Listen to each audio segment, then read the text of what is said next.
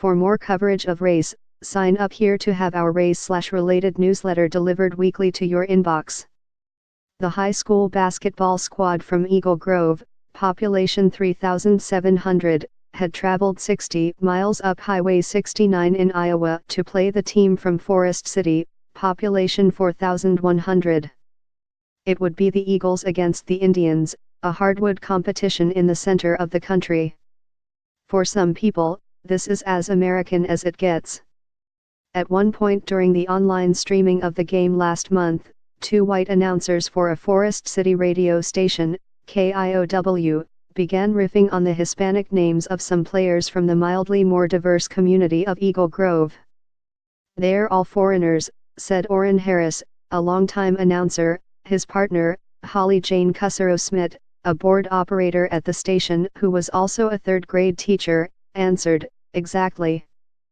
For some people, this is as American as it gets."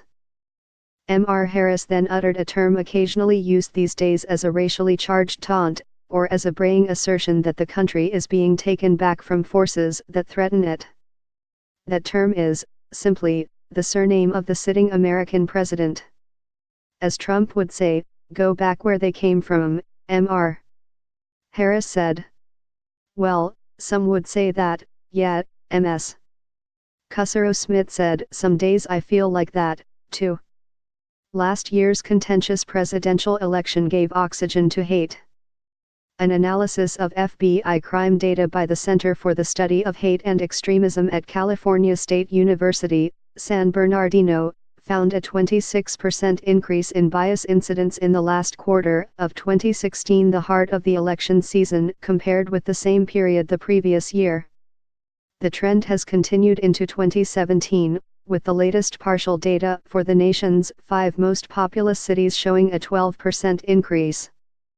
In addition, anti-Muslim episodes have nearly doubled since 2014, according to Brian Levin, the director of the center, which he said has also counted more mega rallies by white nationalists in the last 2 years than in the previous 20. "I haven't seen anything like this during my 3 decades in the field," he said. Peppered among these incidents is a phenomenon distinct from the routine racism so familiar in this country, the provocative use of Trump, after the man whose comments about Mexicans, Muslims, and undocumented immigrants, coupled with his muted responses to white nationalist activity, have proved so inflammatory. His words have also become an accelerant on the playing field of sports. In his public criticism of black athletes he deems to be unpatriotic or ungrateful.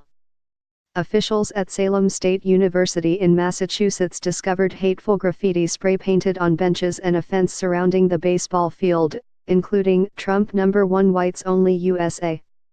An undocumented immigrant in Michigan reported to the police that 2 assailants had stapled a note bearing a slur to his stomach after telling him, "Trump doesn't like you."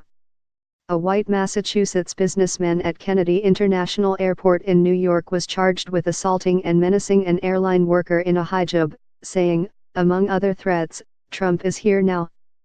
He will get rid of all of you."